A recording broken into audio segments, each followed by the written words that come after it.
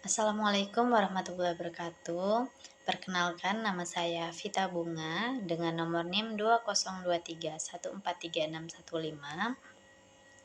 dari kelas 2Q dengan mata kuliah Pendidikan Agama dengan dosen pembimbing Bapak Dr. Haji Hendra Wijaya, Sarjana Agama Magister Pendidikan Islam. Dari Program Studi Pendidikan Guru Sekolah Dasar, Fakultas Keguruan dan Ilmu Pendidikan. Dari Universitas PGRI Palembang. Baiklah, di pertemuan kali ini saya akan membahas tema mengenai zakat dan pajak. Penjelasan yang pertama, kita akan membahas mengenai zakat. Zakat merupakan kewajiban keuangan yang dikenakan kepada umat muslim yang mampu untuk membersihkan harta seseorang dari sifat-sifat negatif seperti kekikiran, keserakahan, dan egoisme. Selain itu, zakat juga salah satu cara untuk mendekatkan diri kepada Allah Subhanahu wa taala dan mendapatkan pahala dan keberkahan darinya. Zakat mengandung harapan untuk mendapatkan berkah, membersihkan jiwa, serta menumbuhkan dan mengembangkan dengan berbagai kebaikan. Selanjutnya, hukum zakat dalam Islam. Hukum zakat dalam Islam adalah wajib bagi setiap muslim yang telah memenuhi syarat-syarat tertentu. Kemudian ada jenis-jenis zakat, yaitu ada zakat fitrah, zakat yang wajib dikeluarkan oleh setiap muslim pada bulan Ramadan sebelum sholat Idul Fitri. Kemudian ada zakat mal, zakat yang wajib dikeluarkan oleh setiap muslim yang memiliki harta melebihi nisab atau batas minimal dan telah mencapai haul atau masa kepemilikan selama 1 tahun hijriah. Kemudian ada syarat-syarat zakat. Syarat-syarat zakat yaitu yang pertama beragama Islam, yang kedua orang merdeka atau bukan budak, yang ketiga harta yang dimiliki halal, yang keempat kepemilikan penuh atas hartanya, yang kelima mencapai nisab sesuai jenis hartanya, yang keenam mencapai haul sesuai dengan ketentuannya, dan yang ketujuh tidak memiliki hutang, yang kedelapan harta atau penghasilan yang bertambah. Kemudian ada rukun-rukun zakat. Yang pertama ada niat, yang kedua harta yang dizakati, yang ketiga pemberi zakat, yang keempat penerima zakat. Kemudian selanjutnya ada asnaf atau golongan penerima zakat. Golongan penerima zakat yaitu yang pertama fakir, orang yang sangat miskin dan tidak memiliki harta sama sekali atau harta yang dimilikinya tidak mencapai nisab. Yang kedua miskin, orang yang miskin dan memiliki harta tetapi tidak mencukupi untuk memenuhi kebutuhan pokoknya. Kemudian yang ketiga amil, orang yang ditugaskan untuk mengumpulkan, mendistribusikan dan mengelola zakat. Yang keempat mu'alaf, orang yang baru masuk Islam atau cenderung masuk Islam dan membutuhkan bantuan untuk memperkuat imannya. Kemudian yang kelima rikab, orang yang terbelenggu perbudakan atau hutang dan membutuhkan bantuan untuk membebaskan dirinya. Yang keenam ada ghorimin, orang yang berhutang untuk kepentingan umum atau mendesak dan tidak mampu membayar hutangnya. Yang ketujuh fisabilillah, orang yang berjuang di jalan Allah Subhanahu wa taala seperti mujahidin, doi, ilmuwan, pelajar, dan lain-lain.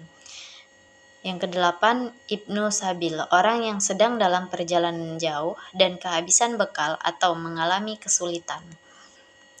Nah, itulah tadi penjelasan singkat saya mengenai zakat. Kemudian selanjutnya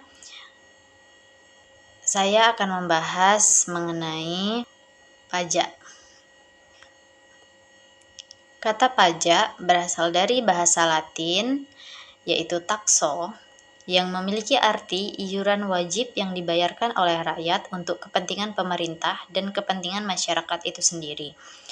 Menurut Undang-Undang Nomor 28 Tahun 2007 Pasal 1 Nomor 1, pajak adalah kontribusi wajib kepada negara yang terhutang oleh pribadi atau badan yang bersifat memaksa berdasarkan undang-undang dengan tidak mendapatkan imbalan secara langsung dan digunakan untuk keperluan negara bagi sebesar-besarnya kemakmuran rakyat.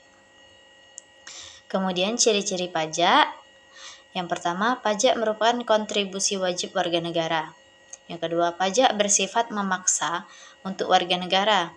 Yang ketiga, warga negara tidak mendapatkan imbalan langsung. Yang keempat, berdasarkan undang-undang.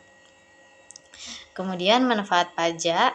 Manfaat pajak untuk negara yaitu yang pertama, untuk pengeluaran proyek produktif.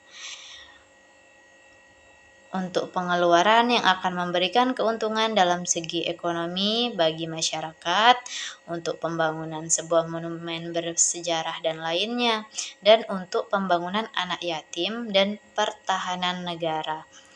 Kemudian, manfaat pajak untuk masyarakat. Pajak digunakan untuk membangun infrastruktur seperti rumah sakit, jalanan, sekolah, dan fasilitas umum lainnya. Untuk memberi subsidi bahan bakar, minyak, dan juga subsidi pangan. Untuk menyediakan pelayanan transportasi umum dan untuk pelaksanaan hal-hal demokrasi, contohnya seperti pemilu. Kemudian yang ketiga, pengalokasian dana pajak, yaitu membangun jalur kereta api sepanjang 639 km, membangun LRT atau Light Rail Transit sepanjang 23 km, membangun jalan baru sepanjang 832 km, membangun 92 unit embung baru dan juga 15 bendungan baru, membangun 15 juta meter jembatan baru, membangun 17 pelabuhan laut, membangun 8 bandara baru, menyediakan 70% satelit yang multifungsi. Kemudian jenis-jenis pajak. Jenis-jenis pajak yang pertama yaitu pajak berdasarkan sistem pemungutannya. Yaitu ada pajak tidak langsung. Pajak tidak langsung ini hanya bisa dipungut jika sesuatu perbuatan atau peristiwa terjadi.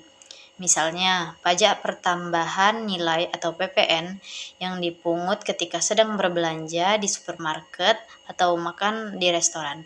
Selain itu, ada juga pajak penjualan atas barang mewah, pajak ekspor, dan pajak bea masuk. Kemudian ada pajak langsung. Pajak langsung adalah pajak yang bebannya ditanggung oleh wajib pajak dan tidak bisa dialihkan untuk orang lain. Beberapa contoh pajak langsung adalah pajak penghasilan, pajak bumi dan bangunan, dan pajak kendaraan bermotor. Kemudian pajak berdasarkan sifat, yaitu ada pajak subjektif. Pajak subjektif adalah pajak yang dikenakan berdasarkan keadaan atau kondisi si wajib pajak. Contoh dari pajak subjektif adalah pajak penghasilan dan pajak kekayaan. Kemudian ada pajak objektif. Pajak objektif adalah pajak yang hanya memperhatikan kondisi objeknya saja dalam pengenaannya. Pajak yang dikenakan atas kepemilikan barang mewah dan juga pemakaian barang mewah. WNI yang melakukan pemindahan hartanya dari Indonesia ke negara lain. Beberapa contoh pajak objektif adalah pajak impor, bea masuk, pajak penjualan atas barang mewah, bea materai, pajak kendaraan bermotor, dan pajak pertambahan nilai. Kemudian ada pajak berdasarkan instansi pemungutan pajak. Yang pertama yaitu pajak negara. Pajak negara adalah pajak yang dipungut oleh pemerintah pusat. Contoh dari pajak pusat yaitu pajak penghasilan, pajak pertambahan nilai, pajak penjualan atas barang mewah, pajak bumi dan bangunan, bea perolehan hak terhadap tanah dan bangunan, pajak migas, bea materai, bea masuk, dan juga bea cukai. Kemudian ada pajak daerah. Pajak daerah adalah pajak yang dipungut oleh pemerintah daerah. Pajak daerah juga bisa disebut dengan pajak lokal. Contoh pajak daerah adalah pajak kendaraan bermotor, pajak hotel dan restoran, pajak hiburan dan tontonan, pajak radio dan reklam, pajak penerangan jalan, dan bea balik nama kendaraan bermotor. Nah, itulah tadi penjelasan singkat saya mengenai zakat dan pajak. Mungkin itulah tadi penjelasan singkatnya. Apabila ada salah kata, saya mohon maaf kepada Allah, saya mohon ampun. Saya akhiri. Wassalamualaikum warahmatullahi wabarakatuh.